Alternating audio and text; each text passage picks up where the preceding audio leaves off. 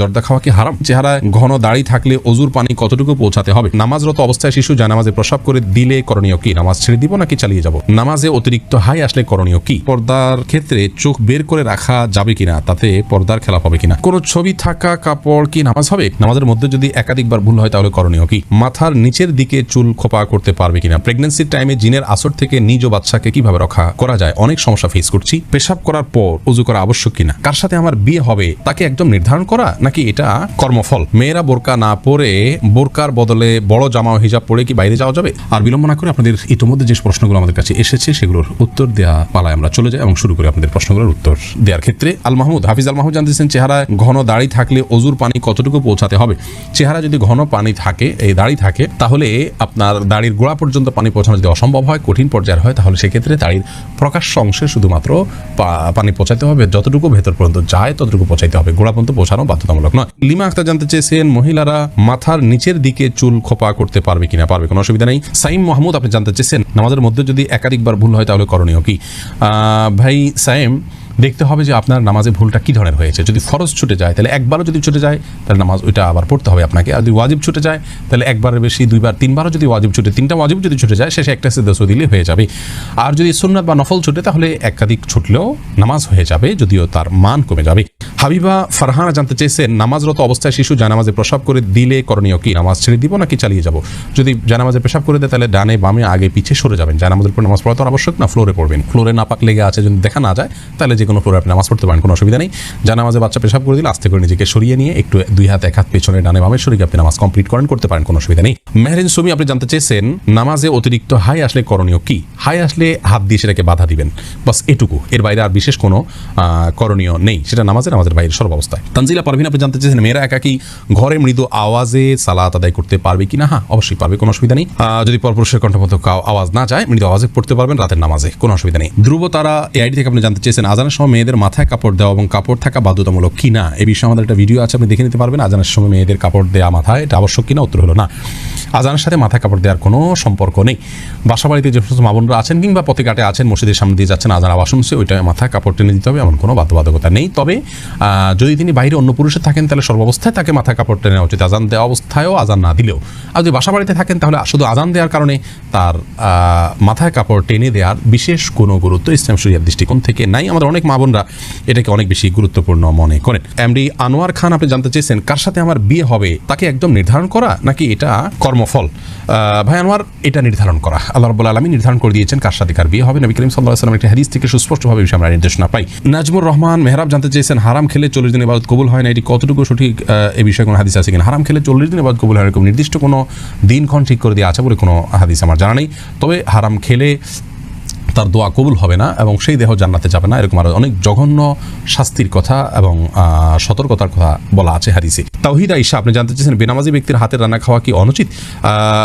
বেনামাজি ব্যক্তির হাতে রান্না খাওয়া যাবে, কোনো অসুবিধা নেই। আপনি কি খাচ্ছেন এটা হলো মূল বিষয়। নামাজি ব্যক্তি হারাম জিনিস খাইলে সেটা হবে হারাম, আর যদি বেনামাজি আপনাকে হালাল জিনিস খাওয়ায় খেতে পারেন, অসুবিধা নেই। পেশাব করার পর ওযু করা আবশ্যক কিনা? ভাই এমডি সাকিব ইসলাম জানতে চেয়েছেন, না, পেশাব করলেই যে আপনার ওযু করতে হবে এমন কোনো কথা নেই, বরং পেশাব করার পর ওযু করে ওযু অবস্থা থাকতে পারলে ভালো।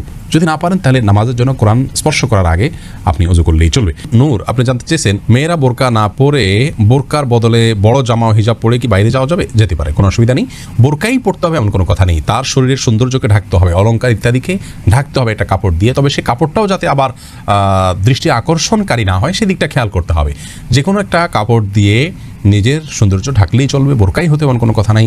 জামা যদি হয় তাহলে সেই জামাটা যেন খুব বেশি চাকচিক্যপূর্ণ না হয় সেদিকটা খেয়াল রাখতে হবে এবং যথাসম্ভব পুরো শরীর যাতে ঢাকে সেরকম পোশাক পরতে হবে। কানিজ সঞ্জিদা জানতে চেয়েছেন, প্রেগন্যান্সির টাইমে জিনের আসর থেকে নিজ ও বাচ্চাকে কিভাবে রক্ষা করা যায়? অনেক সমস্যা ফেস করছি। বোন সঞ্জিদা, প্রথম কথা হলো এই সময়গুলো খুব স্পর্শকাতর, জিনের উপদ্রব অনেক সময় বেশি হয়ে থাকে।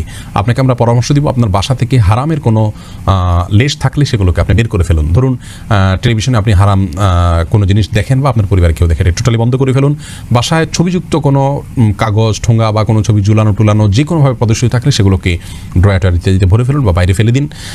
তৃতীয়ত আপনার ঘরে ঢোকার সময় প্রত্যেকটা সদস্য যতজন বাসায় আসবে বাধ্য করুন সালাম দিয়ে বিসমিল্লাহ পড়ে বাসায় ঢুকতে এবং বের হওয়ার সময় বিসমিল্লাহ পড়ে বের হতে। প্রত্যেকটা জিনিস খাওয়ার সময় বিসমিল্লাহ পড়ে খাবেন, শোয়ার সময় অজু করে এবং ঘুমের দোয়া পড়ে শোবেন, সকাল সন্ধ্যা দোয়া পড়বেন। এর পাশাপাশি আপনি সূরা বাকারা এটা উচ্চ ভলিউমে বা যতটুকু আপনার শুনতে সুবিধা হয় ততটুকু ভলিউমে মোবাইলে বা কোনো কিছু বাজিয়ে আপনি রেখে দিবেন, বা উচ্চস্বরে নিজে তেলাওয়াত করতে পারলে আরও ভালো। আর রুকিয়া অ্যাপ আছে, অনেক রুকিয়ার অ্যাপ আছে যেগুলোতে শুধু কোরআন হাদিসের দোয়া এবং আয়াত আছে শুধুমাত্র, সেগুলোকে চালিয়ে রাখতে পারেন বাসা বাড়িতে, ইনশাআল্লাহ বিদিনিল্লাহ উপদ্রব অনেকখানি কমে যাবে। আব্দুর রহিম জানতে চাচ্ছেন কোনো ছবি থাকা কাপড় কি নামাজ হবে? কোনো ছবি থাকা কাপড়ে নামাজ পড়া উচিত নয়, কারণ প্রথমত কাপড়টা যদি বিছিয়ে নামাজ পড়েন সেখানে ছবি থাকে তাহলে ছবিকে আপনি সিজদা করছেন বাহ্যিকভাবে সেরকম মনে হতে পারে, কারণ মানুষকে বা মানুষের ছবিকে কার্টুনকে সিজদা করার কালচার পৃথিবীতে প্রচলিত আছে, তাদের সাথে অন্তত মিলে যাচ্ছে, সেই জায়গাতে এটা অ্যাভয়েড করা উচিত। আর মনোযোগটা আপনার নষ্ট হবে, সেই জন্য এটা অ্যাভয়েড করা উচিত। আর যদি যে গায়ে যে পোশাক পরেছেন সেখানে ছবি থাকে সেটাও অনুচিত, কারণ ছবি যেখানে থাকে সেখানে রহমতের ফেরেশতা আসে না। তো আল্লাহর কাছে আপনি সালাত নিবেদন করছেন তো রহমতের জন্য, সেখানে রহমতের ফেরেশতা আসার দুয়ারে যদি বন্ধ করে রাখেন কোনো বুদ্ধিমানের কাজ হতে পারে না। পর্দার ক্ষেত্রে চোখ বের করে রাখা যাবে কিনা, তাতে পর্দার খেলাপ হবে কিনা? চোখ বের করে রাখতে পারবেন, চোখ বের করতে রাখতে পারবেন, কোনো অসুবিধা নেই, কারণ এটা আপনার চলার জন্য জরুরি। কিন্তু চোখেরও সৌন্দর্য যাতে অন্য কেউ দেখতে না পারে সেজন্য সানগ্লাস বা অন্য কিছু ব্যবহার করা উচিত। অন্তত এটা হলো নিজের আত্মসম্মানের ব্যাপার, যে আমার শরীরের কোনো অংশ দেখে কেউ বাজে চিন্তা করবে আমাকে নিয়ে, কেউ মনে মনে জেনা করবে, সেই সুযোগ না দেওয়া হলো একজন আত্মসম্মান বোধ সম্পন্ন একজন ইমানদার মানুষের কাজ। সেই জায়গা থেকে এই চেষ্টাটা থাকা ভালো। শাহিদ আলম আপনি জানতে চেয়েছেন জর্দা খাওয়া কি হারাম? দেখুন, জর্দা এমন খাবার যে খাবারে আসলে কোনো উপকারিতা নেই। পান, সুপারি, জর্দা সবগুলোর কথা একই কথা বলতে পারি। আর খাবারের ক্ষেত্রে আল্লাহ রাব্বুল আলামিন মৌলিকভাবে বলেছেন যে এটি আমাদের শরীরে শক্তি যোগায়, উপকার হয়, আমাদের বেঁচে থাকতে সাহায্য করে, কিন্তু এগুলো আসলে এরকম কোনো খাবার না, অনুপকারী খাবার, এটা হলো মূল বিষয়।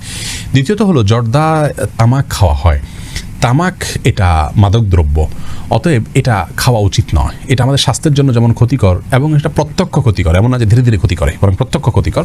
আর সেই সাথে এটা তামাক ও বটে, যার কারণে এটা খাওয়া জায়েজ নয় আমরা মনে করি।